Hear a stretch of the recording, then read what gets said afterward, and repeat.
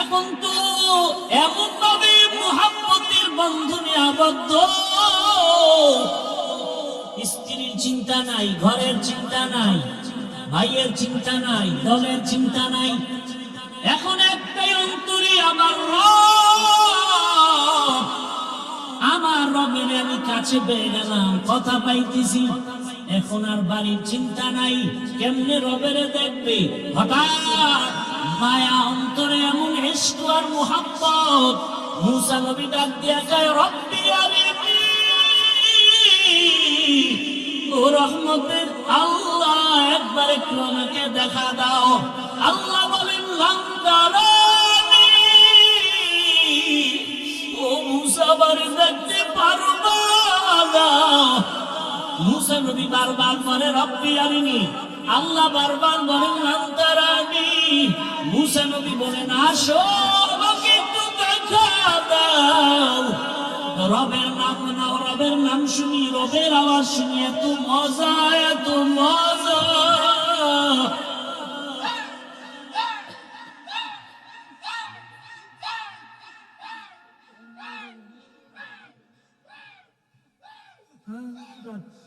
এত কষ্টের মাঝে আমার সব থেকে বেশি মনে পড়ে তায়েফের জমিনের পাথরের আঘাত। আমি যখন কালেমার দাওয়াত নিয়ে তায়েফের জমিনে চলে গেল, ওই তায়েফের বেঈমানেরা ছোট ছোট বাচ্চাদেরকে নিয়ে দিয়েছে। ওই তায়েফের ছোট ছোট বাচ্চাগুলো পাথর হাতের মধ্যে নিয়ে আমার শরীরে বসা পড়ে না, মাসি পড়ে না রে আয়েশা। ওই তায়েফের ময়দানের ছোট ছোট বাচ্চাগুলো এত জোরে জোরে পাথর মেরেছে, মনে হয় যেন পাথরের আঘাতে বৃষ্টির মতো আমার শরীর থেকে রক্ত পড়িয়া জুতা মোবারক আটকে গেছে। আমার ওই কাফেরদের বাচ্চাদের পাথরের আঘাত আমার শরীর থেকে রক্ত পড়িয়া জুতা আটকে গেছে, আমি সহ্য করতে পারি নাই। আসমান থেকে আমার আল্লাহ জিবরাইলের পাঠায়, যাও যাও, আমার মায়ার নবী কান্না করলে আমি আল্লাহ সহ্য করতে পারি না। জিবরাইল আমিন আসি আমাকে বলে, নবী আপনি কাঁদিয়েন না, আমার মাওলা সহ্য করতে পারেন না, আপনি এখন অর্ডার দেন তায়েফের জমিন উল্টায় ধ্বংস করে ফেলি। মায়ার নবী বলে, ভাই জিবরাইল ওদের মারিও না, ওরা জানে না আমি কেমন, ওরা জানে না আমি কেমন, আমি কত বড় অসহায়, আমি কত বড় ইয়তীম। এই তায়েফের মানুষ জানে না আমি যে বাবা হারা সন্তান। আমি দুনিয়াতে আসি একবারও বাবা বলে ডাক দিতে পারি না, বাবার আদর থেকে আমি বঞ্চিত, মায়ের আদর থেকে আমি বঞ্চিত। ও জিবরাইল এদের মারিও না। ও আয়েশা, তায়েফের কথা মনে পড়লে আমি আর সহ্য করতে পারি না রে আয়েশা। আমার শরীর থেকে কি পরিমাণ রক্ত জমিনে পড়ে গেছিল। আমি অসহায়, আমার বাবা নাই, আমার মা নাই, দাদাও চলে গেছে। এত কষ্টের জীবন আমার রব আমাকে এত আদর করেছেন। ওই মা হারা বাবা হারার ভেতর আমি আমার রবের বলি নাই। ও পর্দার আড়ালের মা বোনেরা, ও বৃদ্ধ বাবাজিরা, ও যুবক বাবারা, এই ময়দানে কত আল্লাহর বান্দা আছো, মা নাই, বাবাও নাই। আজকে মা হারা বাবা হারা সন্তানের কলিজায় কত আঘাত। এই মা বাবার চোখের পানি আর দোয়া ছাড়া মানুষ হওয়া সম্ভব না রে বাবা। ওই মায়ের চোখের পানি, বাবার চোখের পানি আর কষ্ট আজ আল্লাহ ছেড়ে বসাইছে। ওরে মা বাবার জীবনের কষ্টের ঋণ আদায় করা যাবে না রে সন্তান। আমার মায়ার নবী কাঁদিন, মা হারা বাবা হারা হয়ে ও এতিম সন্তানেরা, ওই মা বাবার চেহারাটাও কি মনে পড়ে না? কবরের মধ্যে রেখে কেমনে আরামে ঘুমাও? তোমার আমার মা জীবনে কত কষ্ট করেছে, একটু চোখ বন্ধ করে খেয়াল করো বাবারা। ও যুবকেরা, বৃদ্ধ বাবাজিরা, ভর্তারাদের মা বোনেরা, ওই আমার মালিকের ভুলে গেছি। কোন দিন যেন মালিক ডাক দেয় আর থাকা যাবে না। ওই মা বাবার জন্য চোখের পানি ছেড়ে দোয়া করে। কত বাবা এত কষ্ট করে করে সন্তানকে বড় বানাইছেন। এক সময় বাবা চাল কিনতে পারে নাই, ডাল কিনতে পারে নাই। কত বাবার মনে চাইতো ইলিশ মাছ খাবে, কিনার মতো টাকা ছিল না। কত মায়ের অন্তর চাইতো বেদানা আঙ্গুর খাবে, কেনার টাকা ছিল না। আজকে সন্তান তোমার ঘরে মাছের অভাব নাই, ফলে খবর নাই, কিন্তু ওই মাছ আর ফল কে খাবে? মা বাবাই সাদা কাপড়ের প্যাকেট হয়ে কবরে পড়ে আছে। ওরে তুমি শীতের রাতে ঘুমাইলে মা ঘুমাইতেন না, রাতের গভীরে আসিয়া দেখতেন সন্তানটার মশারি নাই, শীতের ভেতরে গায়ে কম্বল নাই। মা বারবার কম্বল উঠা দেয়, মশারি টাঙায় দেন। আজকে ওই মা বাবাকে ঠান্ডা মাটির মধ্যে রেখে যারা আরামে ঘুমাও, ওই মায়ের চেহারাটাও কি মনে পড়ে না? বাবার কথা কি মনে পড়ে না? ওই মা বাবার ঋণ আদায় কেমনে করবা? চোখের পানি ছেড়ে আল্লাহর কাছে কান্না করে দোয়া করো। আর যার মা বাবা বেঁচে আছে, ও আমার যুবক বাবারা, দোয়া নিও। ওই মা বাবার দোয়া ছাড়া জীবনের সফলতার দরজা খুলবে না রে বাবা। ও আমার কলিজার যুবক, ওই মা বাবারে কষ্ট দিও না রে বাবা। যদি বাবাকে পাও, হাতটা ধরে দোয়া নেওয়ার চেষ্টা করিও। এই রত্ন হারায় গেলে আর জীবনে পাওয়া যাবে না। ওই বাবারে পাইলে দোয়া নিও, জীবনের সফলতার দরজা খুলে যাবে। মায়েকে পাইলে ঘরে গিয়া মাকে বলিও, মা জীবনে কত বেয়াদবি করেছি, তুমি গোপনে কষ্ট পেয়ে কান্না করেছো। আজ তওবার নিয়ত করেছি, আর বেয়াদবি করব না। তুমি আমার মাথায় হাতটা দিয়া দোয়া করে দাও। মাকে যদি বলতে পারো, দেখবা মায়ের চোখের কোঠায় পানি। মা ডেকে বলবে, বাবা আল্লাহর মোহাব্বত নিয়ে মাথায় হাত দিয়ে ডাকবে, ও আরশে আজিমের মালিক, আমার কলিজার সন্তানটাকে কবুল করে নাও। ও সন্তানেরা, ওই মা বাবা দোয়া নিয়ে আগায়া যাও। ওলামায়ে কেরামের দোয়া, শিক্ষকের দোয়া নিয়ে আগাও। ও পর্দার আড়ালের মা বোনেরা, একটা আদর্শ সন্তানের মা হইয়া কবরে যান।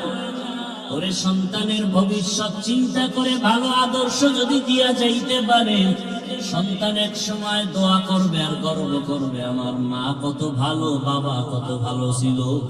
আমার মা নামাজের সময় নামাজ আদায় করত, কোরআন তেলাওয়াত করত, কখনো বেগানা নিয়ে পড়ে থাকতো না, মোবাইল নিয়ে পড়ে থাকতো না। আমার বাবা কত আদর্শবান, আমার বাবা নামাজ পড়তো, আদর করতো, নামাজ ছাড়তো না, বেপরদায় চলতো না, বেগানার দিকে তাকাইতো না। আর যদি মা বাবারা খারাপ আদর্শ রেখে চলে যান সন্তানের সময়, মনে মনে ধিক্কার দিয়ে বলবে, আমার মা বাবা এত খারাপ ছিল, আমি কেমনে ভালো হব। আমার মা বাবা দুজন তর্ক বিতর্ক ঝগড়ায় লিপ্ত থাকতো, নামাজ নাই, রোজা নাই, তেলাওয়াত নাই, সারাটা দিন মোবাইলে গুনাহ দেখতো, বেগানার পেছনে দৌড়াতো। তেলাওয়াতের খবর নাই, আমাদেরকেও ভালো লাইনে চালায় নাই, হারামের উপার্জনের পেছনে চলে যাইতো। ধিক্কার জানাবে রে মা বাবা, এখনো সময় আছে, তওবা করেন। মেরাজ কয় না, নামাজে কি হয়? মুমিনের মেরাজ নামাজ। বড় কঠিন হালাত। আল্লাহ বান্দার সাথে মেরাজে কথা বলবেন, রহমতের নবীর সাথে তো কথা হয়, কিন্তু আল্লাহ চাইতেছে মোহাব্বত যখন বাড়তে থাকে বাড়তে থাকে বাড়তে থাকে, তখন মোহাব্বতের আশিক আর মাশুক চাই কাছাকাছি হয়ে কথা বলবেন, কাছাকাছি হয়ে কথা বলবেন। দূরে দূরে কয়দিন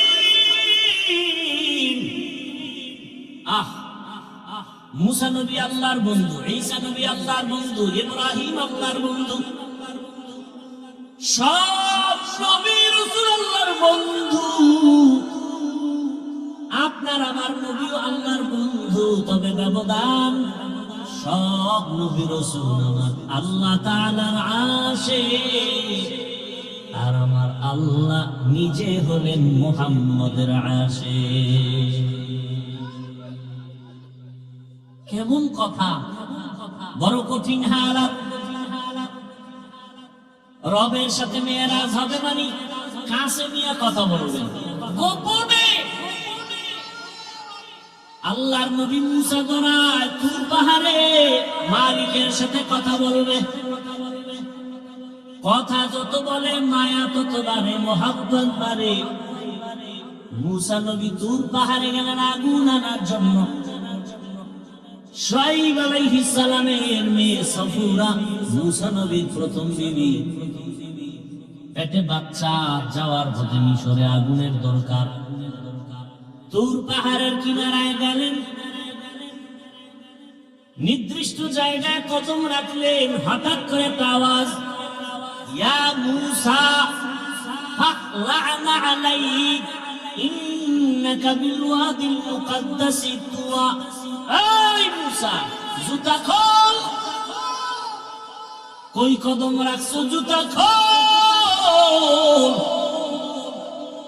এটা তুরে সিনা, বড় পবিত্র জায়গা। মুসা নবী বলেন, মানুষে যদি আওয়াজ দিত, হয়তো ডান না হয় বাম না হয় সামন না হয় পিছন, কিন্তু আমার যে জুতা গুলার আওয়াজ দিল, চতুর্মুখে একটা আওয়াজ পাইল। আমি জিজ্ঞাসা করলাম, কে আপনি? আবার গাইবি আওয়াজ, আনা রব্বুক, আমি তোমার রব। মুসা নবী কয়, আমি যত আগে আগুন তত পেছনে যায়।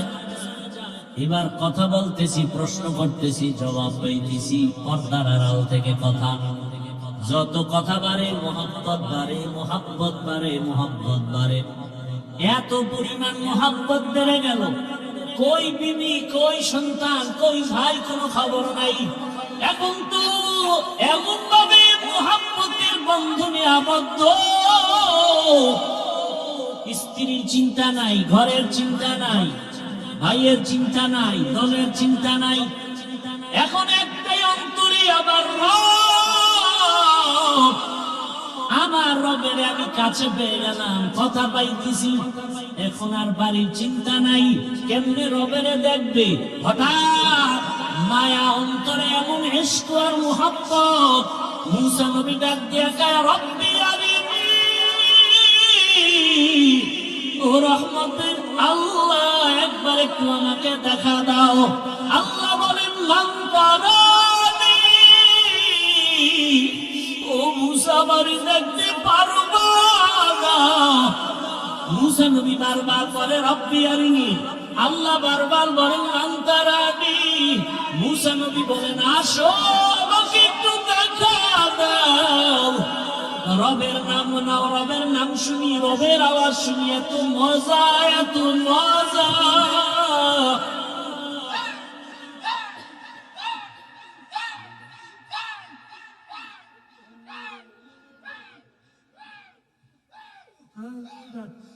আল্লাহ। আসলে ভাই, বাবা মারা গেছে কারো, এরকম হয় না? কথা বলেন না কেন? তো দু চারটা সন্তান আসছে, বাবায় মারা গেছে, কেউ গামছা চোখে দিয়ে কান্না করে, আবার একটা ছেলে আইসা মাটিতে গড়াগড়ি খায় আর চিল্লায়, এরকম নাই? তাহলে কেউ বলবে কি ছেলেটা আসলে খারাপ? না, ও বাবার মায়া এত পরিমাণ নিজের আর কন্ট্রোলে রাখতে পারে নাই। আরে আগুন তো গরম, আগুন ঠান্ডা না গরম? তো ইশক আর মোহাব্বত একটা আগুনের মতো। কিসের মতো? আগুনের মতো। আল্লাহ নিজে বলতেছেন, ইন্নামাল মুমিনুনা আল্লাযীনা ইযা যুকিরাল্লাহু ওয়াজিলাত কুলুবুহুম ওয়া ইযা তুলিয়াত আলাইহিম আয়াতুহু যাদাতুহুম ঈমানা ওয়া আলা রাব্বিহিম ইয়াতাওয়াক্কালুন।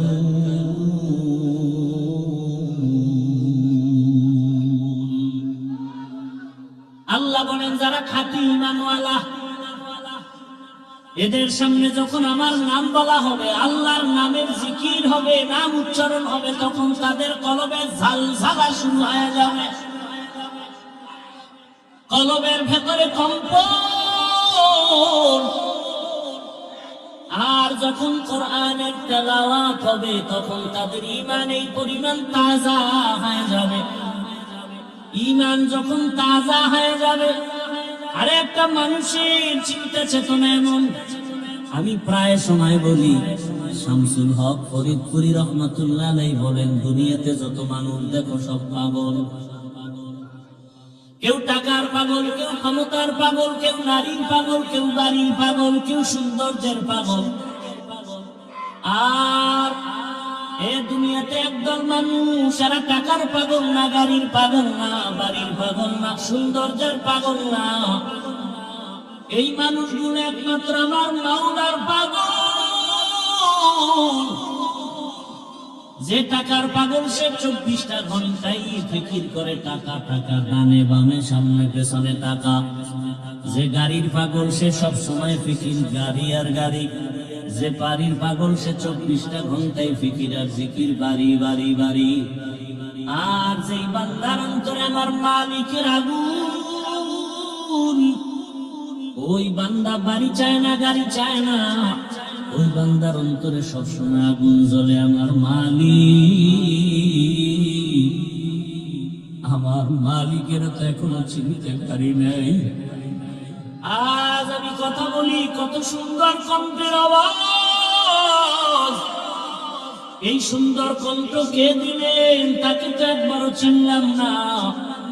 আমার বাড়ির মালিক, গাড়ির মালিক, সন্তানের মালিক কে বানাইছেন? বাড়ি চিনলাম, গাড়ি চিনলাম, সন্তান চিনলাম, সব চিনলাম, কিন্তু গাড়ি যে আমাকে মালিক বানাইলেন, তারে তো এখনো চিনলাম না। আল্লাহ তাআলা মুহাব্বত বান্দাকেই তো আল্লাহ মুহাব্বতের দরজা খুলে ডাকেন। ইব্রাহিম নবীর মেরাজ দিলেন আগুনের মধ্যে নিয়া। আগুন জ্বলতেছে, কিন্তু ইব্রাহিম জ্বলে না, কারণ আমার মালিকের কুদরতের নজর পড়ে গেছে। ইউনূস আলাইহিস সালামের সাথে মেরাজ হয় মাছের পেটের মধ্যে দিয়া। ওই মাছের পেটে গিয়াও ইউনূস আমার আল্লাহকে ভুলেন না। ওই মাছের পেটের মধ্যে ইউনূস আমার আল্লাহকে ডাকতেছেন। আল্লাহ বলেন, যে আমাকে ভুলে না, আমিও তাকে ভুলতে পারি না। আল্লাহ তাআলা মুসা নবীর সাথে কথা বললেন তুর পাহাড়ে, মেরাজ। আদম আলাইহিস সালামের সাথে মেরাজ, আরাফার ময়দান।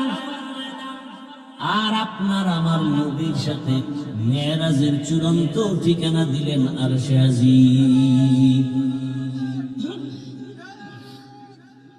সেই মেরাজ হলো রাতের বেলা না দিনে? রাতে। কেন? বন্ধুর সাথে বন্ধুর মোহাব্বতের আলাপটা তো রাতের অন্ধকারেই ভালো হয়। ইশকে আশো আস্তে কুচু বরকরো হরছে জুজ মাশুকে বাকি জুমলা সু। আল্লাহ জন্য নবীকে রাতের বেলা নিয়ে গেলেন, আর সে আজিমি নিয়ে কথা বলবেন। আল্লাহ তাআলা জিবরাইল আমিনকে পাঠায় বলে, যাও আমার নবীকে সাজাইয়া নিয়ে আসো আমার বাড়ি আরশে আজিমে। জান্নাত থেকে একটা বোরাক নিয়ে যাও, জান্নাত থেকে একটা বোরাক সুন্দর করে সাজাইয়া রহমতের নবীর ঘরের দরজায় নিয়ে হাজির হয়ে যাও। হোয়া হুকুম জিবরাইল কো ইনশিতা बुराक एक जन्नत से कर इंतखाब, सजा उसको ज़ेवर से तू ताबपा, फिर उसको तू काबा में ले करके जा। আল্লাহর অর্ডার হয়ে গেল। আমার রাসূলকে এখন কাছে বসায় কথা বলবেন। বোরাক নিয়ে জিবরাইল হাজির। রাতের বেলায় এমন রাত নবীও ঘুমায়। মক্কা নগরীর পাশে হাতিমে কাবা, জিবরাইল আমিন বোরাকটা বাইতুল্লাহর পাশে রাখিয়া এবার তিনি চলে গেলেন আমার রাসূলকে ঘুম থেকে সজাগ করার জন্য। নবী ঘুমন্ত অবস্থায় আছেন, রাতের গভীর। নবী কোথায় ঘুমাচ্ছেন? এর ক্ষেত্রে তিনটা মতামত পাওয়া যায়। কেউ বলেন নবী হাতিমে কাবায় ঘুমাচ্ছেন, কেউ বলে নবী শিয়াবে আবু তালিবের মধ্যে ঘুমান, কেউ বলেন নবী তার চাচাতো বোন উম্মে হানির ঘরের মধ্যে ঘুমাচ্ছেন। তিনটাই সহিহ। উম্মে হানির ঘর হলো শিয়াবে আবু তালিবের মাঝখানে। জিবরাইল আমিন নবী তো ঘুমান, ঘরের উপর থেকে 7 ছিদ্র করে জিবরাইল ঢুকলেন। দরজা দিয়ে ঢুকছে না উপর দিয়া? 7 ছিদ্র করে মাঝখান দিয়ে ঢুকলেন। জিবরাইল আমিনের 600 নূরের পাখা, রহমতের নবী ঘুমাচ্ছেন। এই মুহূর্তে কোনো আওয়াজ দেওয়া যাবে না। রহমতের নবী ঘুমান, হাত লাগানো যাবে না, মাথায় কোনো টাচ করা যাবে না। জিবরাইল 600 নূরের পাখা এক পাশে রেখে রহমতের নবীর কদম মোবারকের তলায় গিয়ে একটু পাখা লাগায় দিন। কেউ বলেন জিব্বা লাগাইছেন। রহমতের নবী সজাগ হয়ে গেলেন, তাকায় দেখে জিবরাইল আমিন সামনে বসা। নবী জিজ্ঞাসা করলেন, ভাই জিবরাইল, এই রাত্রে কেন? আবার তাকায় দেখে উপর থেকে আলো দেখা যায়, ছিদ্র, দরজা আটকানো। বলে আপনি কি দরজা দিয়ে ঢোকেন নাই? কয় না। কোথা থেকে? বলে 7 ছিদ্র করে আসছে। উল্টা পথে কেন? আজকে সব ব্যবহার উল্টেই হবে, সব উল্টা হবে। আপনার জন্য এক মহা সুসংবাদ নিয়ে আসছি। আমার আল্লাহ আপনাকে দাওয়াত দিয়েছেন, এখনই রেডি হবে, আল্লাহর বাড়িতে যেতে হবে। কেমন মজা! এগুলো বুঝবে কে? বুঝবে কে? তেরা আয়না আলমে রঙ্গ বু है तेरा आईना आलमे रंग बू है जिधर देखता हो उधर तू ही तू है। अरे আল্লাহর মুহাব্বতের বান্দারা, সর্বাবস্থা আমার মালিকের পাওয়ার জন্য পাগল পারা হয়ে থাকে। অন্তরের মধ্যে একটা আগুন জ্বলতে থাকে। দুনিয়ায় সব পেলাম, কিন্তু আসল মালিকের যদি না পাই আমার কোনটাই আর জীবনে সফল হবে না। জিবরাইল আমিন বলেন, নবী রেডি হন, চলতে হবে রবের দরবারে। বোরাক রেডি। নবীকে উঠাইয়া জিবরাইল আমিন চলে গেলেন হাতিমে কাবা। বাইতুল্লাহ দেখছেন যারা, ওই চার দেয়ালের ঘরের পাশে বুক বরাবর একটা আলাদা দেওয়াল আছে ছোট, এটা হাতিমে কাবা। পুরাটাই ছিল বাইতুল্লাহর ঘর, পুরাটাই। কিন্তু রাসূলের যখন 30 বছর বয়স, ওই বাইতুল্লাহটা ভেঙে নতুন করে উঠাইতে গিয়া টাকা ছিল না। হালাল ভাবে টাকা সবাই ভাগ ভাগ করে দিয়ে দেখে পুরোটা উঠানো যায় না, একটু বাদ দিয়ে পরে করছে। কিন্তু ওটাও কাবা, কাবার অংশ। বাইতুল্লাহর মধ্যে 2টা দরজা ছিল। কয়টা? এখন একটা আছে আর একটা নাই। ওই বরাবর ওই পাশে আর একটা। রহমতের নবীকে হাতিমে কাবায় নিলেন। ওখানে নবী আরেকটু শুয়ে পড়লেন, আবার উঠাইয়া রহমতের নবীকে ঝমঝম কূপের কিনারায় নিয়েছেন। নবীকে ঠিকভাবে শোয়াইলেন। নবীজির সিনা মোবারকটা ছিদ্র করে ফেললেন। রহমতের নবীর বুকটা চিরিয়া ভেতর থেকে কলবটাকে বের করলেন। স্বর্ণের পেয়ালার ভেতরে রাখলেন। জমজমের পানি দিয়ে ধুইলেন। নবী বলেন, আমি তাকায় তাকায় দেখতেছি। ওখানে জিবরাইল দাঁড়ানো, ওখানে মিকাইল দাঁড়ানো, আমার ডানে 70,000 রহমতের ফেরেশতা দাঁড়ানো, আমার বামে 70,000 রহমতের ফেরেশতা দাঁড়ানো, সামনে রহমতের 70,000 ফেরেশতা দাঁড়ানো, পেছনে 70,000 রহমতের ফেরেশতা দাঁড়ানো। আমি দেখতেছি আমার বুকটা সিরিয়া কলবটাকে বের করে স্বর্ণের পেয়ালায় রাখলেন, আর জমজমের পানি দিয়ে আবার কলবটাকে ধুলেন। এরপরে আবার ভেতরে দিয়া আবার হালকা চাপ দিলে আবার ভালো হয়ে গেল। আমার সেলাই লাগলো না, রক্ত গেল না, ব্যথাও পেলাম না। জিবরাইল কয়, জমজম পানি দিয়ে এবার ওযু বানাইয়া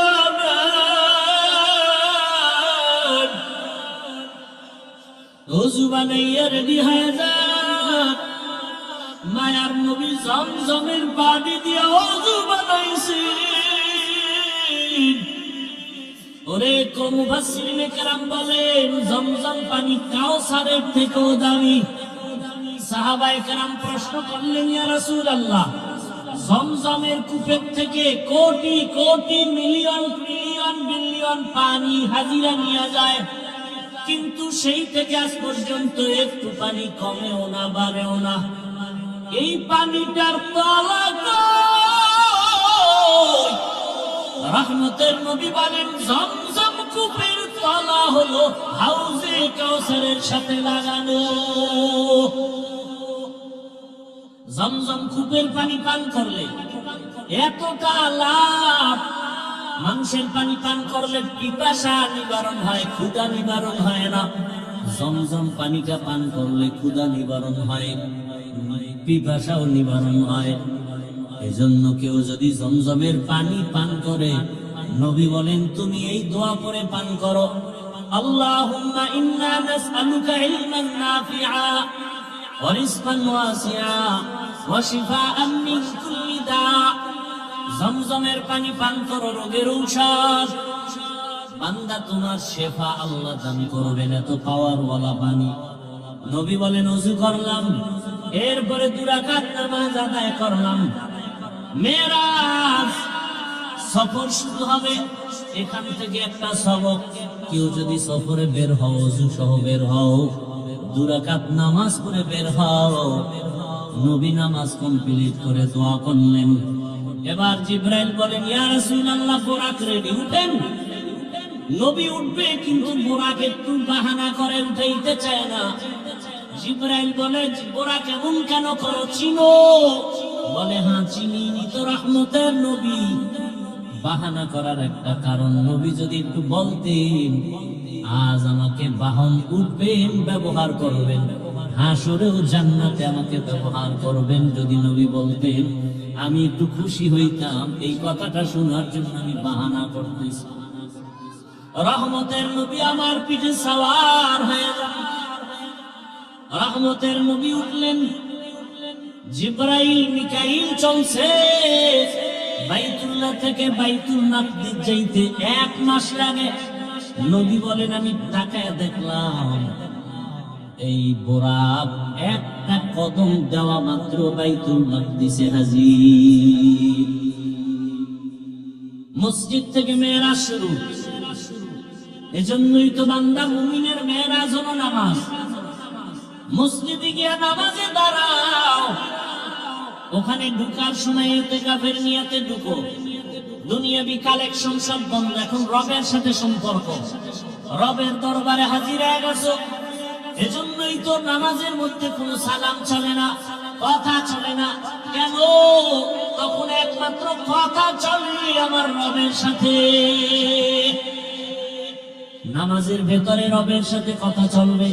দুনিয়ার কানেকশন বন্ধ, ব্যবসা বন্ধ, চাকরি বন্ধ, কথা বন্ধ। কেউ সালাম দেওয়া জায়েজ নাই, দিলেও নিতে পারবে না। রহমতের নবী বলেন বের হয়ে গেলাম, মাঝখানে আরো জায়গায় জায়গায় দাঁড়াইলাম। প্রথম স্টেশন মদিনাতুল মুনাওয়ারায় নামলাম, 2 রাকাত নামাজ পড়লাম। এরপরে আবার যাইতেছি, মুসা নবীর এলাকা তুর পাহাড় দেখলাম। মুসা নবীর কবরটাও আল্লাহ দেখাইছে। আমি মুসা নবীর কবরের দিকে তাকায় দেখি মুসা নবী কবরের নামাজ আদায় করতেছি। আল্লাহ রাসূল বলেন সব নবীরা কবরে জিন্দা। আল আম্বিয়া ওয়া হিয়াউন ফি কুবুরিহিম ইউসাল্লুন। সমস্ত নবী রাসূল কবরে জিন্দা। আল্লাহ কোরআনে বলেন আমি এদেরকে খানা দেই, রিজিক দেই। এই হাদিসটা আওলাদে রাসূল হুসাইন আহমদ মদনী রাসূলের রওজার পাশে ছাত্রদেরকে পড়াচ্ছেন। ছাত্ররা কয় হযরত, নবী রাসূল মসজিদে কবরের মধ্যে নামাজ পড়েন, এটা কেমনে? কয় আমাকে জিজ্ঞাসা কেন? যিনি হাদিস কইছেন তিনি তো রওজায় আছে, তাকে জিজ্ঞাসা করো। ছাত্ররাও তো তেমন আমাদের মতো বেআমল আর বেয়াদব না। আওলাদে রাসূলের সামনে ছাত্র কত দামি। সাথে সাথে ওরা মুরাকাবায় গেল। ছাত্ররা মুরাকাবায় দেখতেছেন রহমতের নবী সিজদায় পড়ে আছে। ভাইরা আমার, বাইতুল মাকদিসে চলে গেলেন। রহমতের নবী জিবরাইল আমিন একটা খুঁটির সাথে বোরাকটাকে বাঁধলেন। ওখানে সব নবী রাসূল এসে হাজির হয়ে গেলেন। জিবরাইল আমিন আযান দিলেন। এরপরে ইকামত, ইমামতি কে করবে? রহমতের নবীকে আল্লাহ পাক সামনে যাওয়ার হুকুম দিয়ে দিলেন। নবী ইমাম হয়ে গেলেন। প্রত্যেকটা পয়েন্টে অনেক কথা বলার সময় নাই। ওখান থেকে আল্লাহ পাক নবীকে আরশে আজিমের দিকে রওনা করায় দিবেন। বুরাক রেডি।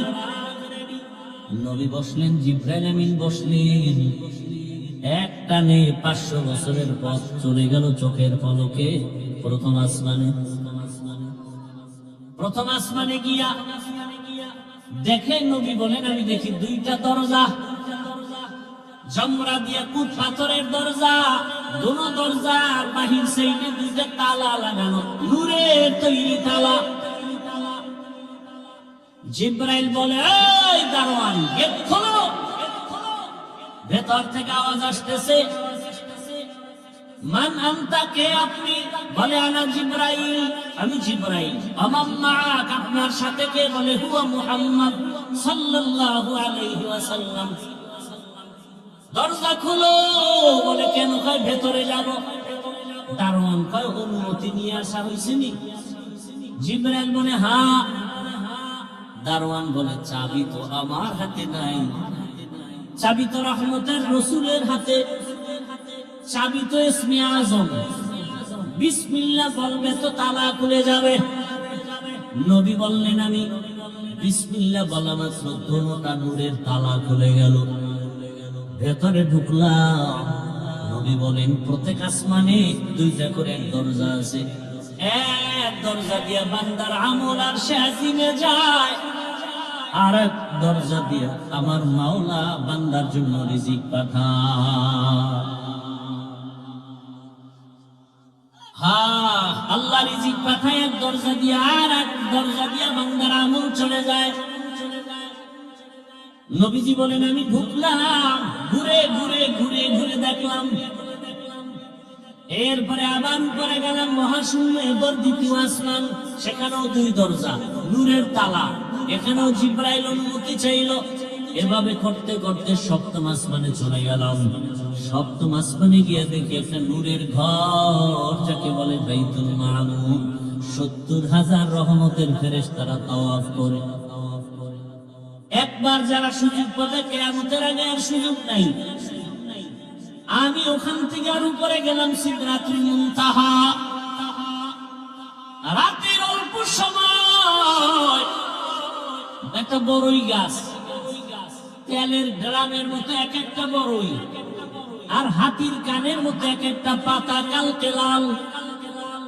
নবী বলেন ওখান থেকে এবার জিব্রাইল আলাদা, আল্লাহ আলাদা বুরাক পাঠাইছেন, আর আলাদা একটা বাহন পাঠাইলেন রফরফ নামে। ওখান থেকে আবার সফর শুরু। যাইতেছি যাইতেছি, কত পানি, কত আগুনের স্তর পাড়ায়া, যাইতে যাইতে যাইতে যাইতে অনেক উপরে যাইতেছি, অনেক।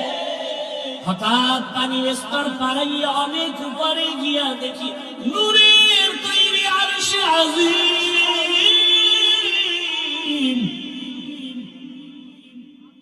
আমি ওখানে গিয়া জুতা খুলতে শুরু করলাম। হঠাৎ করে আওয়াজ আসতেছে, রহমতের নবী জুতা পরে ঢুকেন, আপনার জুতার খুলি নেওয়ার জন্য আরো অপেক্ষায় আছে। রহমতের নবী ঢুকলেন, আর সে আজিম 8 জন ফেরেশতারা কাঁধে নিয়ে দাঁড়ানো। ওদের পা হলো 7 জমিনের নিচে। ওই ফেরেশতারা জানে না তাদের কাঁধে কি আছে। আর সে আজিমের উপরে হলো আমার আল্লাহর আসন, কুরসি। ওয়াসিআ কুরসিয়ুহুস সামাওয়াতি ওয়াল আরদ। রহমতের নবী ঘুরে ঘুরে দেখতেছেন আল্লাহ পাকের আসনে কুদরতের কুরসি, চতুর্দিকে 70,000 নূরের পর্দা লাগানো। আমার নবীকে ভেতরে নিয়ে আল্লাহ কথা বলার জন্য আহ্বান করলেন। রহমতের নবীকে পর্দা একটা একটা খুলেন, আর ভেতরে নেন, নূরের পর্দা খুলেন, আর ভেতরে যান। কাছাকাছি আল্লাহ পাক আমার রহমতের রাসূলকে নিয়া এরপরে কথা বলবেন। আল্লাহ তাআলা বলেন, আর নবী বলেন, আমাকে আল্লাহর পাশে নিয়া মুহাব্বতের আলোচনা শুরু করলেন। ফাআউহা ইলা আবদিহি মা আওহা। আল্লাহ রহমতের নবীকে পাশে বসাইয়া নবী বলেন কোরআনের আয়াত, ফাআউহা ইলা আবদিহি মা আওহা। আল্লাহ তাআলা বলেন, আমি রাসূলকে মনের মতো কথা বললাম। এবার আসেন আয়াতের ভেতরে আল্লাহ বলছেন সুবহান, আমি পবিত্র। আল্লাহ তো সব সময় পবিত্র। মেরাজের ঘটনা বয়ান করতে গিয়ে পবিত্র শব্দ বললেন কেন? মুফাসসিরিনে কেরাম বলেন, মানুষ অনেকে কল্পনা করে এটা কেমনে সম্ভব, কেমনে সম্ভব, কেমনে সম্ভব। আল্লাহ বলেন, তোমার সব প্রশ্ন থেকে আমি পবিত্র, আমি সুবহানের দ্বারা সম্ভব। দুনিয়ার সবাই বলে অসম্ভব, সুবহান তার দ্বারা কি সম্ভব। ঈসা নবীকে জমিন থেকে দ্বিতীয় আসমানে যদি মাওলাই নিতে পারেন, আমার রাসূলকে পারবেন না? পারেন না?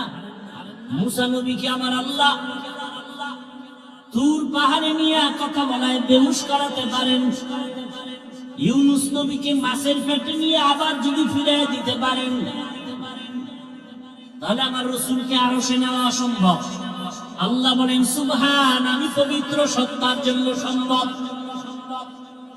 বিলকিসের সিংহাসন সুলাইমান পয়গম্বরের সামনে চোখের পলকে হাজির করেছেন একজন সাধারণ মুসলমান মানুষ, কোরআন ও হাদিসের ইলমওয়ালা, আল্লাহর দেওয়া ইলমের অধিকারী, চোখের পলকে নিয়ে আসছেন। এটা যদি পারে আমার রাসূলকে আল্লাহ কেন আরশে আজিমে নিতে পারবেন না?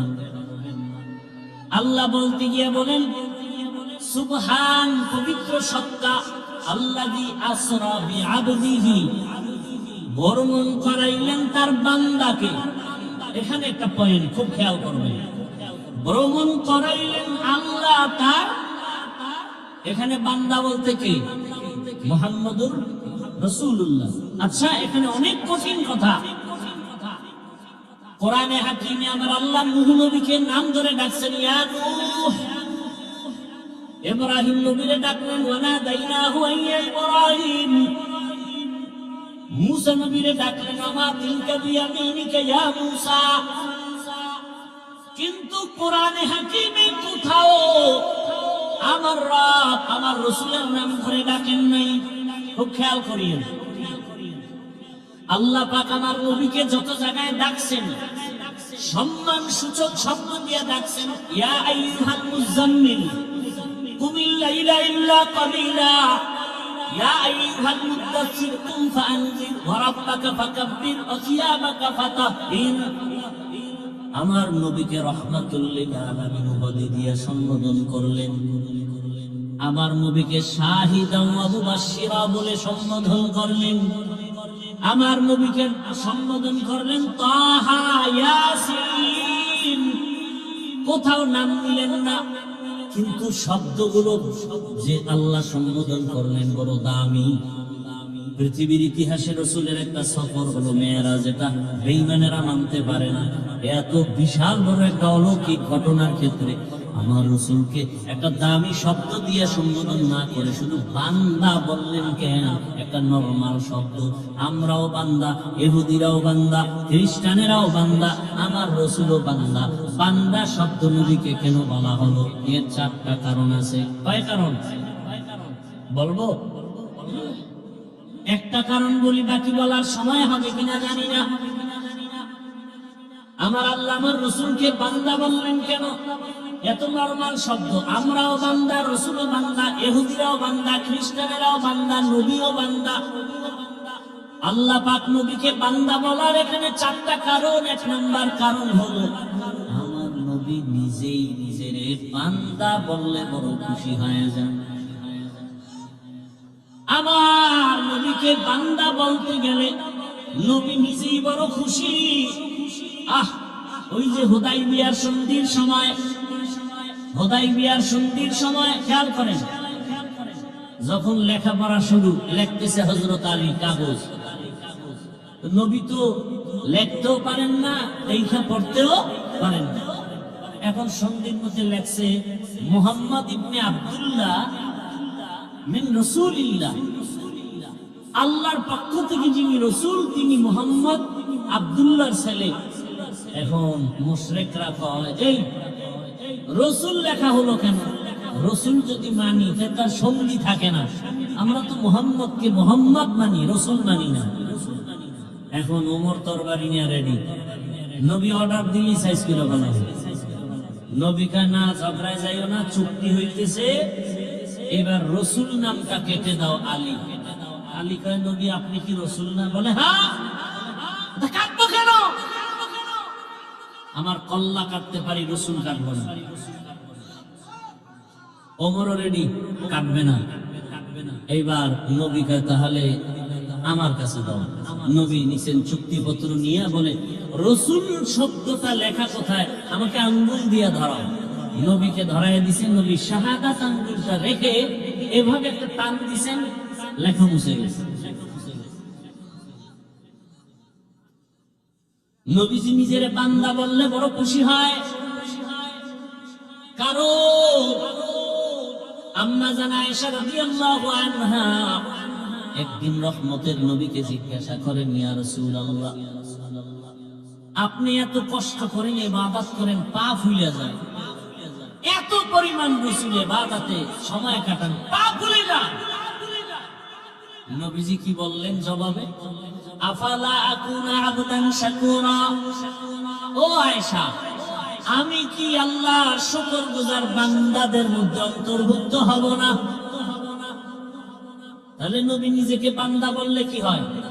খুশি হয়। এজন্য দেখছেন নি ওই আরশে আজিমের মধ্যেও নবীকে বান্দা বলা হলো।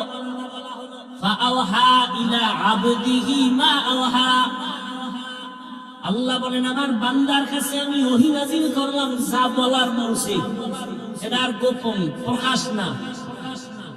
এবার আরো মজার কথা, নবীর জিজ্ঞাসা, আপনি যে আমার বাড়ি আসছেন, হাদিয়া নিয়ে আসা দরকার না? কি নিয়ে আসছেন? নবী বলেন আত্তাহিয়াতু লিল্লাহ ওয়াসসালাওয়াতু ওয়াত-তাইয়্যিবাত, তিনটা নিয়ে এসে হাদিয়া। আল্লাহ কয় আমিও তিনটা দিলাম। আসসালামু আলাইকা আইয়ুহান নবী ওয়া রাহমাতুল্লাহি ওয়া বারাকাতুহু। নবীকে আমি একা নিলাম না, আমার উম্মতেরও ভাগে লইলাম। উম্মতের কান্ডারি নবী,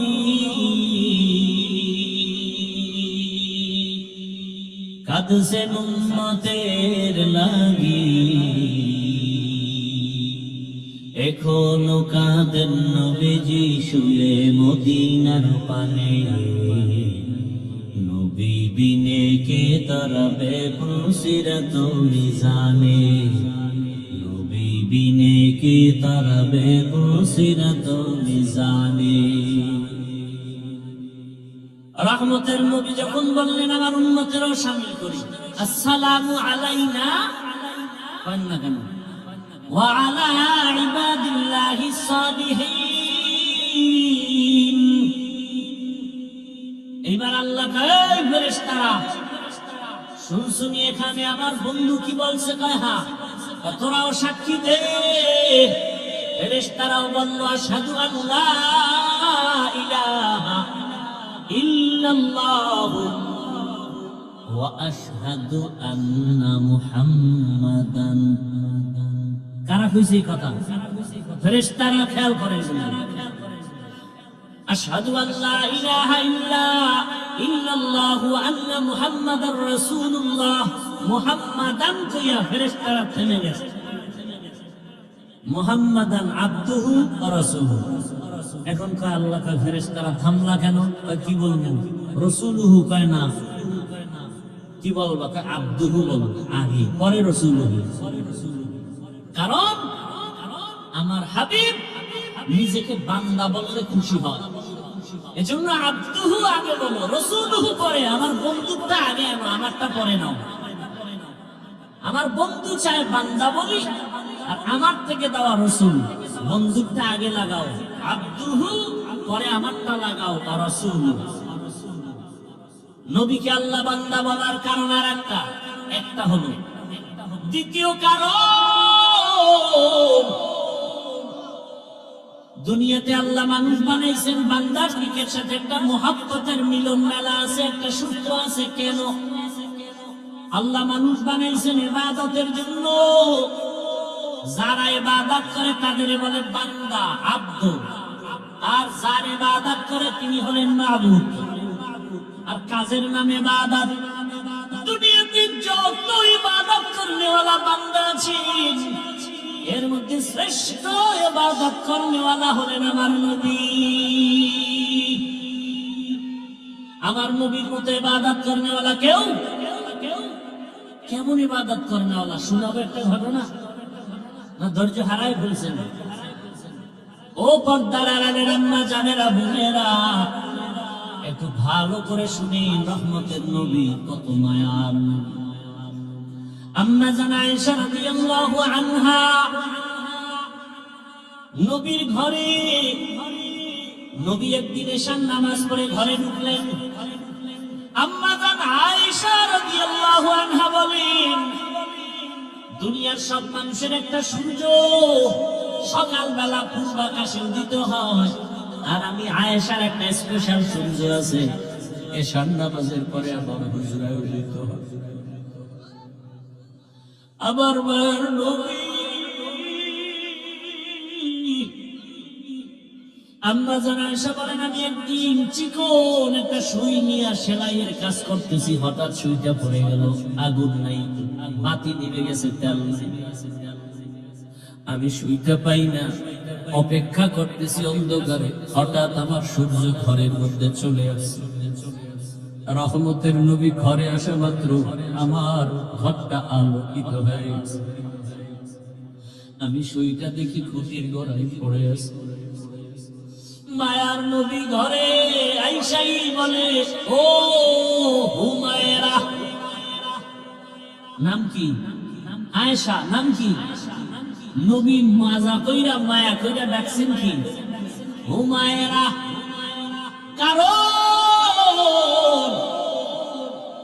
আম্মা জান আয়েশা রাসূলের সাথে বিবাহ হয়েছে 6 বছর বয়সে, আর আম্মা জানের 9 বছর যখন বয়স রাসূলের ঘরে আসছেন।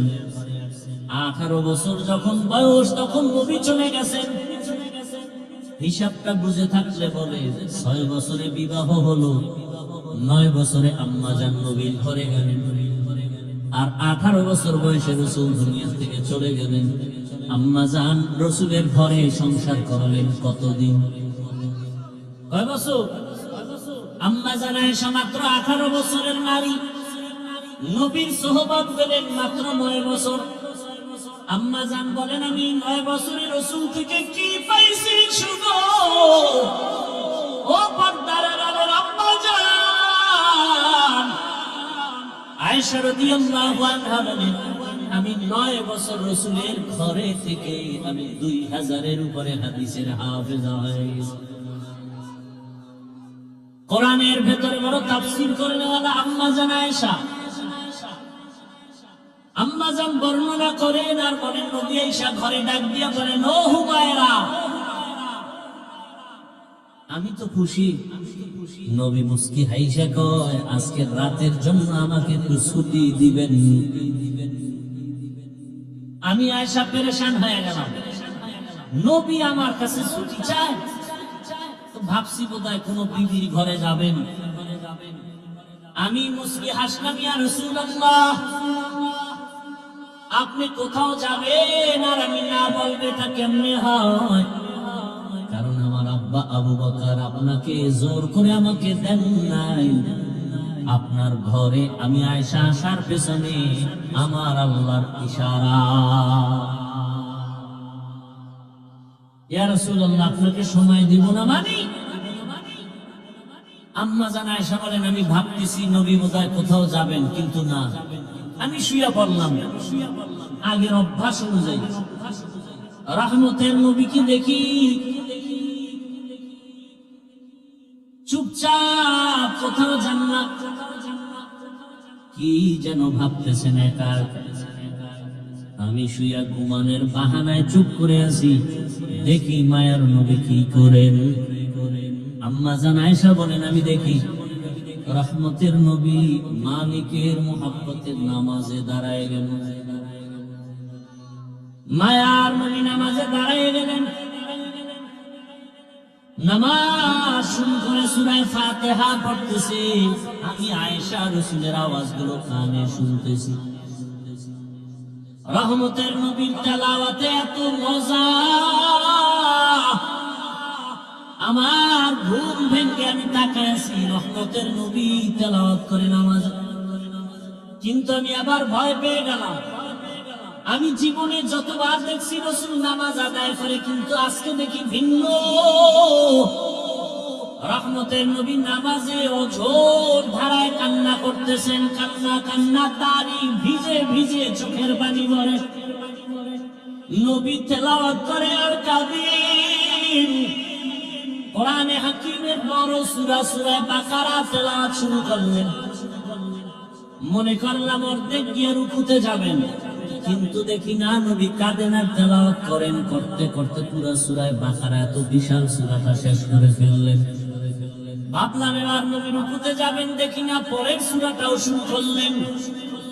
নবী তেলাওয়াত করতেছেন আর কান্না করতেছেন। এরপরের সূরাটাও তেলাওয়াত করলেন। অঝোর ধারায় রাসূলের কান্না, আমি আয়েশা ভয় পেয়ে গেলাম, মনে হয় রহমতের নবী জীবনের শেষ নামাজ বুঝি আদায় করতেছে। এত কান্না। রহমতের নবী মাত্র প্রথম রাকাতে এতগুলো সূরা পড়িয়া দীর্ঘ সময়, রাত অনেক পার হয়ে গেল, নবী সবে মাত্র রুকুর মধ্যে গেলেন। ভাবলাম নবী রুকু তাড়াতাড়ি করবেন, নবীকে জীবনে আমি এত দেরি করতে দেখি না, এত দেরিতে রুকুতে গেলেন আর দেরি করলেন। ভাবলাম মনে হয় নবী উঠবেন না, অনেক সময় পার হয়ে গেল, কান্না তো বন্ধ নাই। এক পর্যায়ে রাসূল দাঁড়ায় গেলেন, রুকু থেকে দাঁড়াইয়া কান্না অবস্থায় আবার সিজদায় চলে গেলেন। মাত্র প্রথম রাকাতের প্রথম সিজদায় গিয়া নবী এত মায়ার কান্না শুরু করলেন। নবী মাথা উঠান না, আমি ভয় পেয়ে গেলাম নবীর জীবনের শেষ নামাজ নাকি। আমারও ভয়। রহমতের নবী প্রথম রাকাতের প্রথম সিজদায় পড়ে আছেন, কান্না। নবী মাথা উঠান না, উঠান না, উঠান না। হঠাৎ করে আমি আয়েশা কান সোজা করে শুনি মসজিদের হুজরার বাহিরে বেলালের কণ্ঠের আওয়াজ। বেলাল ডাক দেয়, প্রতিদিন আজ ডাক দিয়ে ইয়া রাসূলুল্লাহ, আজ নামাজের ফজরের সময় কাছে, তাড়াতাড়ি প্রস্তুতি নেন ফজরের নামাজ আদায় করার জন্য। নবী এখনো প্রথম রাকাতের প্রথম সিজদায় পড়ে কান্না করেন, এখনো দ্বিতীয় সিজদা করেন নাই, দ্বিতীয় রাকাত করা হয় নাই। রহমতের নবীর কান্না মনে হয় পুরা ঘর নামাজের জায়গা ভিজে গেল। রহমতের নবীকে আমি জিজ্ঞাসা করি, ইয়া রাসূলুল্লাহ, আপনি এত কাঁদেন, আপনার তো কোনো গুনাহ নাই, আপনাকে প্রায় দেখি আপনি কান্না করেন। আমার নবী বলেন, আয়েশা, আমার কলিজায় কত ব্যথা তুমি জানো না রে আয়েশা। রহমতের নবী বললেন, ইয়া রাসূলুল্লাহ, আপনার জীবনে তো বহু কষ্টের কথা শুনছি, এমন কোন কষ্ট আছে নাকি যে বারবার আপনার দিলের মধ্যে আঘাত করে? মায়ার নবী কান্না করে, আয়েশা, জীবনের কষ্টের কথা শেষ করা যাবে না রে আয়েশা। 3টা বছর পর্যন্ত আমার কওমের লোকেরা গৃহবন্দী করে রাখছে, পানি দেয় নাই, খানা দেয় নাই, গাছের পাতা চাবাইয়া চাবাইয়া পেটের ক্ষুধা নিবারণ করেছি, পেটে পাথর বেঁধেছি। ও আয়েশা, এত কষ্টের মাঝে আমার সব থেকে বেশি মনে পড়ে তায়েফের জমিনের পাথরের আঘাত। আমি যখন কালেমার দাওয়াত নিয়ে তায়েফের জমিনে চলে গেলাম, ওই তায়েফের বেঈমানেরা ছোট ছোট বাচ্চাদেরকে নিয়ে দিয়েছে। ওই তায়েফের ছোট ছোট বাচ্চাগুলো পাথর হাতের মধ্যে নিয়ে আমার শরীরে বসা পড়ে না, বাসি পড়ে না রে আয়েশা। ওই তায়েফের ময়দানের ছোট ছোট বাচ্চাগুলো এত জোরে জোরে পাথর মেরেছে, মনে হয় যেন পাথরের আঘাতে বৃষ্টির মতো আমার শরীর থেকে রক্ত পড়িয়া জুতা মোবারক আটকে গেছে। আমার ওই কাফেরদের বাচ্চাদের পাথরের আঘাত আমার শরীর থেকে রক্ত পড়িয়া জুতা আটকে গেছে, আমি সহ্য করতে পারি নাই। আসমান থেকে আবার আল্লাহ জিবরাইলের পাঠায় কয়, যাও যাও। আমার মায়ার নবী কান্না করলে আমি আল্লাহ সহ্য করতে পারি না। জিবরাইল আমিন আসি আমাকে বলে, নবী আপনি কাঁদিয়েন না, আমার মাওলা সহ্য করতে পারেন না, আপনি এখন অর্ডার দেন তায়েফের জমিন উল্টে ধ্বংস করে দেন। মায়ার নবী বলে, ভাই জিবরাইল দেরি মারিও না, ওরা জানে না আমি কেমন,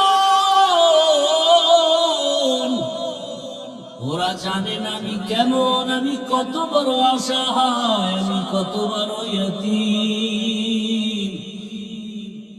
এই তায়েফের মানুষ জানেন আমি যে বাবা হারা সন্তান। আমি দুনিয়াতে আসি একবারও বাবা বলে ডাক দিতে পারি না। বাবার আদর থেকে আমি বঞ্চিত, মায়ের আদর থেকে আমি বঞ্চিত। ও জিবরাইল এদের মারিও না। ও আয়েশা, তায়েফের কথা মনে পড়লে আমি আর সহ্য করতে পারি না রে। আমার শরীর থেকে কি পরিমাণ রক্ত জমিনে পড়ে গেছিল। আমি অসহায়, আমার বাবা নাই, আমার মা নাই, দাদাও চলে গেছে। এত কষ্টের জীবন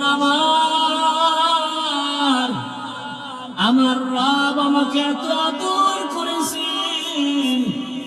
ওই মা হারা বাবা হারার ভেতর আমি আমার রবের ভুলি নাই। ও পর্দার আড়ালের মা বোনেরা, ও বৃদ্ধ বাবাজিরা, ও যুবক বাবারা, এই ময়দানে কত আল্লাহর বান্দা আছো, মা নাই, বাবাও নাই। আজকে মা হারা বাবা হারা সন্তানের কলিজায় কত আঘাত। এই মা বাবার চোখের পানি আর দোয়া ছাড়া মানুষ হওয়া সম্ভব না রে বাবা। ওই মায়ের চোখের পানি, বাবার চোখের পানি আর কষ্ট আজ আল্লাহ চেয়ারে বসাইছে। ওরে মা বাবার জীবনের কষ্টে ঋণ আদায় করা যাবে না রে সন্তান। আমার মায়ার নবী কাঁদেন মা হারা বাবা হারা হয়ে। ও এতিম সন্তানেরা, ওই মা বাবার চেহারাটাও কি মনে পড়ে না? কবরের মধ্যে রেখে কেমনে আরামে ঘুমাও? তোমার আমার মা জীবনে কত কষ্ট করেছে, একটু চোখ বন্ধ করে খেয়াল করো বাবারা। ও যুবকেরা, বৃদ্ধ বাবাজিরা, বর্তারানের মা বোনেরা, ওই আমার মালিকের ভুলে গেছি। কোন দিন যেন মালিক ডাক দেয় আর থাকা যাবে না। ওই মা বাবার জন্য চোখের পানি ছেড়ে দোয়া করে। কত বাবা এত কষ্ট করে করে সন্তানকে বড় বানাইছে। এক সময় বাবা চাল কিনতে পারে নাই, ডাল কিনতে পারে নাই। কত বাবার মনে চাইতো ইলিশ মাছ খাবে, কিনার মতো টাকা ছিল না। কত মায়ের অন্তর চাইতো বেদানা আঙ্গুর খাবে, কেনার টাকা ছিল না। আজকে সন্তান তোমার ঘরে মাছের অভাব নাই, ফলে খবর নাই, কিন্তু ওই মাছ আর ফল কে খাবে? মা বাবায় সাদা কাপড়ের প্যাকেট ওই কবরে পড়ে আছে। ওরে তুমি শীতের রাতে ঘুমাইলে মা ঘুমাইতেন না। রাতের গভীরে আসিয়া দেখতেন সন্তানটার মশারি নাই, শীতের ভেতরে গায়ে কম্বল নাই। মা বারবার কম্বল উঠায় দেয়, মশারি টানায় দেয়। আজকে ওই মা বাবাকে ঠান্ডা মাটির মধ্যে রেখে যারা আরামে ঘুমাও, ওই মায়ের চেহারাটাও কি মনে পড়ে না? বাবার কথা কি মনে পড়ে না? ওই মা বাবা ঋণ আদায় কেমনে করবা? চোখের পানি ছেড়ে আল্লাহর কাছে কান্না করে দোয়া করো। আর যার মা বাবা বেঁচে আছে, ও আমার যুবক বাবারা, দোয়া দিও। ওই মা বাবার দোয়া ছাড়া জীবনের সফলতার দরজা খুলবে না রে বাবা। ও আমার কলিজার যুবক, ওই মা বাবারে কষ্ট দিও না রে বাবা। যদি বাবাকে পাও, হাতটা ধরে দোয়া নেওয়ার চেষ্টা করিও। এই রত্ন হারায় গেলে আর জীবনে পাওয়া যাবে না। ওই বাবারে পাইলে দোয়া নিও, জীবনের সফলতার দরজা খুলে যাবে। মায়েকে পাইলে ঘরে গিয়া মাকে বলিও, মা জীবনে কত বেয়াদবি করেছি, তুমি গোপনে কষ্ট পেয়ে কান্না করেছো। আজ তওবার নিয়ত করেছি, আর বেয়াদবি করবো না। তুমি আমার মাথায় হাতটা দিয়া দোয়া করে দাও। মাকে যদি বলতে পারো, দেখবা মায়ের চোখের কোঠায় পানি। মা ডেকে বলবে, বাবা মহব্বত নিয়া মাথায় হাত দিয়ে ডাকবে, ও আরশে আজিমের মালিক, আমার কলিজার সন্তানটাকে কবুল করে নাও। ও সন্তানেরা, ওই মা বাবা দোয়া নিয়ে আগায়া যাও, ওলামায়ে কেরামের দোয়া, শিক্ষকের দোয়া নিয়ে আগাও। ও পর্দার আড়ালের মা বোনেরা, একটা আদর্শ সন্তানের মা হইয়া কবরে যাও। ওরে সন্তানের ভবিষ্যৎ চিন্তা করে ভালো আদর্শ যদি দিয়া যাইতে পারে, সন্তান এক সময় দোয়া করবে আর গর্ব করবে, আমার মা কত ভালো, বাবা কত ভালো ছিল। আমার মা নামাজের সময় নামাজ আদায় করতো, কোরআন তেলাওয়াত করতো, কখনো বেগানা নিয়ে পড়ে থাকতো না, মোবাইল নিয়ে পড়ে থাকতো না। আমার বাবা কত আদর্শবান, আমার বাবা নামাজ পড়তো, আদর করতো, নামাজ ছাড়তো না, বেপরদায় চলতো না, বেগানার দিকে তাকাইতো না। আর যদি মা বাবারা খারাপ আদর্শ রেখে চলে যান, সন্তানের সময় মনে মনে ধিক্কার দিয়া বলবে, আমার মা বাবা এত খারাপ ছিল, আমি কেমনে ভালো হব। আমার মা বাবা দুজন তর্ক বিতর্ক ঝগড়ায় লিপ্ত থাকতো, নামাজ নাই, রোজা নাই, তেলাওয়াত নাই, সারাটা দিন মোবাইলে গুনাহ দেখতো, বেগানার পেছনে দৌড়াতো, তেলাওয়াতের খবর নাই, আমাদেরকেও ভালো লাইনে চালায় নাই, হারামের উপার্জনের পেছনে চলে যাইতো। ধিক্কার জানাবে রে মা বাবা, এখনো সময় আছে, তওবা করেন, আল্লাহর কাছে মন খুলে দুফোঁটা চোখের পানি ছেড়ে বলেন, হে মালিক, জীবনে তো গুনাহ কম করি নাই, আজ থেকে গুনাহ করব না, নামাজ ছাড়ব না, বেপরদায় চলব না। আর যুবকেরাও তওবা করো, আর কোনদিন মা বাবার সাথে বেয়াদবি করবা না, নামাজ ছাড়বা না, দাড়ি কাটবা না, বেপরদায় চলবা না। মা বাবার দোয়া নিয়া, শিক্ষকের দোয়া নিয়া, উলামায়ে কেরামের দোয়া পরামর্শ নিয়া, রাসূলের মুহাব্বত নিয়া, নবীজির আদর্শ মেনে চলবা। আল্লাহর কাছে যদি তওবার মতো তওবা করতে পারো, আমার আল্লাহ জীবনের গুনাহ মাফ করে দিবেন। ও আল্লাহ আমাদের মাফ করে দেন, তওবাওয়ালা জিন্দেগি দান করেন। গুনাহের কারণে দিলটা পাথর, চোখে পানিও নাই, কান্নাওয়ালা চক্ষু দান করেন। আল্লাহ আমাদের জীবনটাকে রাসূলের আদর্শে গড়ার তৌফিক দান করেন, আমিন। আলহামদুলিল্লাহি রাব্বিল আলামিন, ওয়াসসালাতু ওয়াসসালামু আলা সাইয়্যিদিল আমবিয়া ওয়াল মুরসালিন ওয়া আলা আলিহি ওয়া আসহাবিহি আজমাইন। ইয়া আরহামার রাহিমিন, ইয়া আরহামার রাহিমিন, ইয়া আরহামার রাহিমিন। রব্বিরহামহুমা কামা রাব্বায়ানি সগীরা। ও দয়ার মালিক, গুনাহের বোঝা নিয়ে আপনার দরওয়াজায় হাজির। আয় আল্লাহ, ময়দানে আমার মতো গুনাহগার কেউ নাই, আমার গুনার খবর কেউ জানে না, আপনি জানেন। গুনাহের কারণে আমার হাত না পাক, আমার চোখ না পাক, আমার জিহ্বা না পাক, আমার অন্তর না পাক। আয় আল্লাহ, তওবার নিয়তে আসছি, আর গুনাহ করব না রে মালিক, আর গুনাহ করব না, আর গুনাহ করব না। আয় আল্লাহ, গুনার কারণে দিলটা পাথর, চোখে পানি নাই, কান্নাওয়ালা চক্ষু দান করেন আল্লাহ। আয় আল্লাহ, গুনার কারণে আমাদেরকে ফিরাইয়া দিয়েন না, রাগ করিয়েন না।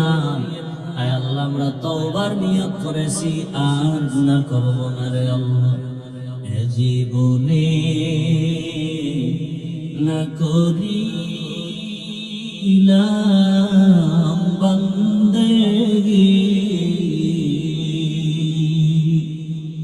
গুনাহ করে কাটাই না জিন্দেগি, করে কাটাই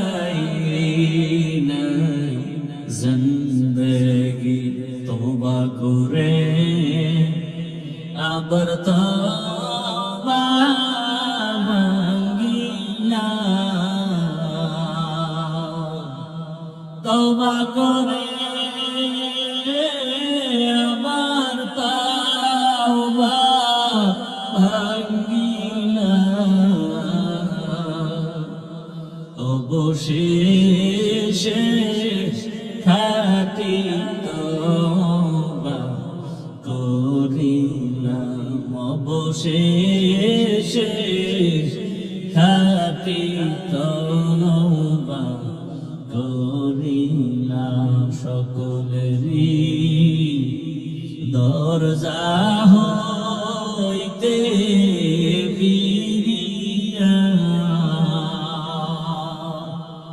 আপনার দরজায় রইলাম পড়িয়া।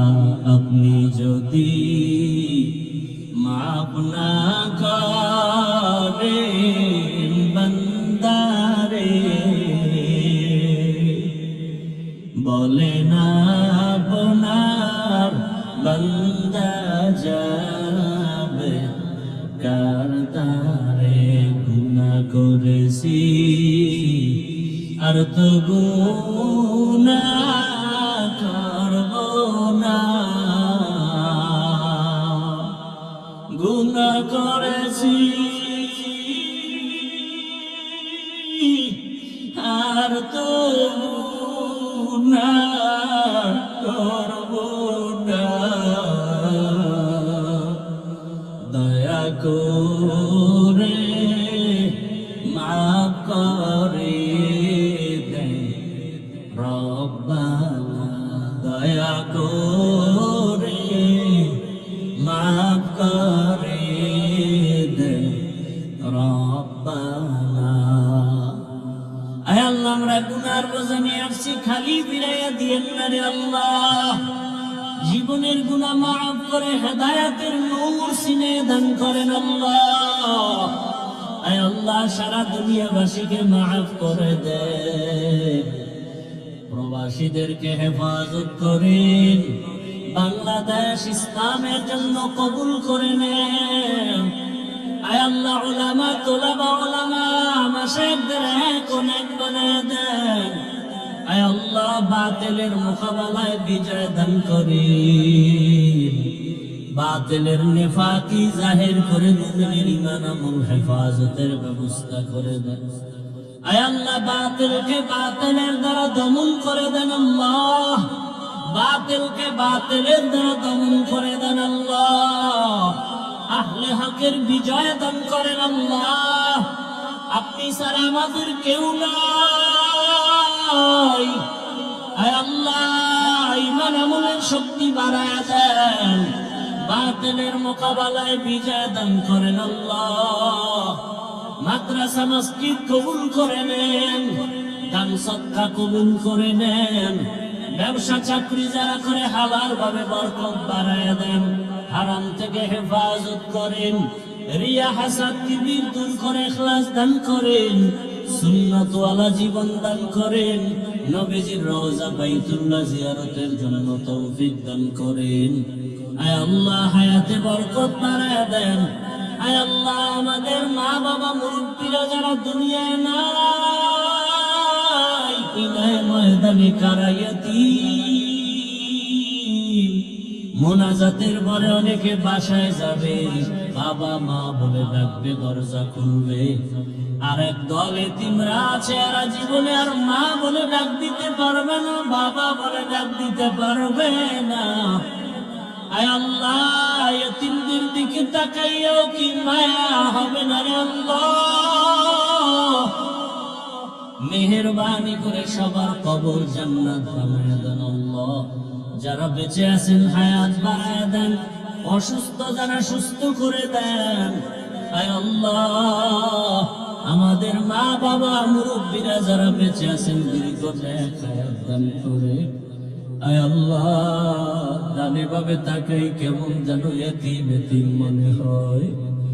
আল্লাহ, দিনের লাইনে আমরা বড় বড় বুজুর্গ ওলামায়ে কেরামদের হারাইয়া এতিম, দুনিয়ার লাইনেও আমরা এক এক করে সবাইকে হারাই ফেলতেছি। আমার মামা চলে গেলেন, দাদা দাদি নানা নানিরা চলে গেলেন, আমার চাচি চলে গেলেন। একদিন খবর হবে আমিও নাই, একদিন খবর হবে আমার বড় চাচা দোয়া চেয়েছেন, বিছানা থেকে উঠতে পারেন না রে আল্লাহ। কোন দিন খবর হবে দুনিয়ায় নাই। এভাবে এক এক করে সবাই আমরা এতিম হয়ে যাব। আয় আল্লাহ, মা বাবাকে হারাই গেলে কি আমাদের একটু সান্ত্বনা দেবে?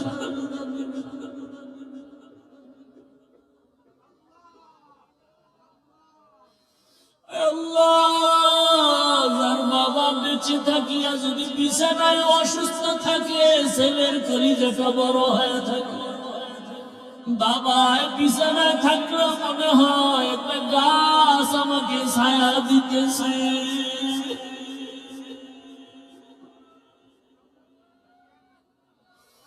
আর যার বাবা নাই, মা নাই, ডানে বামে তাকায় দেখে বাড়ি গাড়ি টাকা পয়সা সন্তান পরিবার, কিন্তু হঠাৎ কলিজা ঘাত আমার বাবাই কই, আমার মা কই।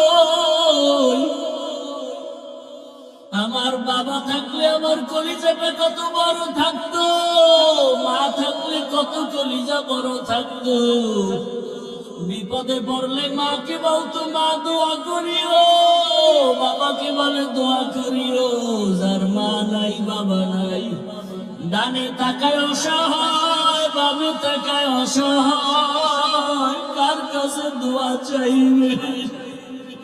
ও আল্লাহ, এতিমদের দিকে তাকাইয়া দেখে এই ময়দানে কি আপনার মুহাব্বতের কান্নাওয়ালা কেউ নাই? ওরে যার চোখে পানি, তার কাছে দোয়া চাও রে। ও আল্লাহর গোলামেরা দোয়া চাও, কান্নাওয়ালার দোয়া ফেরত যাবে না রে মালিক। যার পছন্দ হয় আপনার কাছে চোখের পানি, তার উসিলায় মাফ করে দেন। আমাদের মা বাবা আপনজন মুরব্বীরা যারা বেঁচে আছেন, হায়াত বাড়ায় দেন। মা অসুস্থ, কুদরতের দ্বারা সুস্থ বানায়, বাবাকে পূর্ণ সুস্থ বানায় দেন। আয় আল্লাহ, চাচা চাচি আপনজনের ভেতরে যারা, সবাইকে সুস্থ বানায় দেন। আয় আল্লাহ, সবার অন্তরে মুহাব্বত দাঁড়াইয়া আপন আপন হইয়া দুনিয়াতে জীবন চালাবার তৌফিক দান করেন। নফস শয়তানের ধোঁকা থেকে আমাদেরকে হেফাজত করেন আল্লাহ। আয় আল্লাহ, একে অপরের আপন হইয়া সহযোগী হইয়া দুনিয়ার জীবন যাপনের তৌফিক দান করেন, ইজ্জতের জীবন দান করেন, দিলের ন্যাক আশা পুরায়া দেন। সারা দুনিয়ায় খেদমতের জন্য ইজ্জতের সাথে কবুল করে নেন। আয় আল্লাহ, দ্বীনের মারকাজগুলো কবুল করে নেন। আয় আল্লাহ, ইখলাসওয়ালা তাকওয়াওয়ালা জীবন দান করেন। নবীজির মুহাব্বতে আমাদের দিলের নেক আশা পূরণ করে দেন। আয় আল্লাহ, দোয়া মুনাজাত কবুল করে নেন। আয় আল্লাহ, সবাইকে দ্বীনের খাদেম হিসেবে কবুল করে নেন। জাহিরি বাতিনি দুশ্মনের মোকাবেলায় বিজয় দান করেন। আওয়াজে কথায় রুহানিয়াতে স্পষ্টতার রূপ বাড়ায় দেন। আয় আল্লাহ, বরকতি রিজিক দান করেন, ঋণ আদায়ের ব্যবস্থা করে দেন আল্লাহ। নবীজির মুহাব্বতে আমাদের দোয়া কবুল করে নেন। হাসবুনাল্লাহু ওয়া নি'মাল ওয়াকিল, নি'মাল মাওলা ওয়া নি'মান নাসির। ওয়া সাল্লাল্লাহু তাআলা على خير خلقه محمد وعلى آله وأصحابه أجمعين آمين آمين آمين برحمتك يا أرحم الراحمين.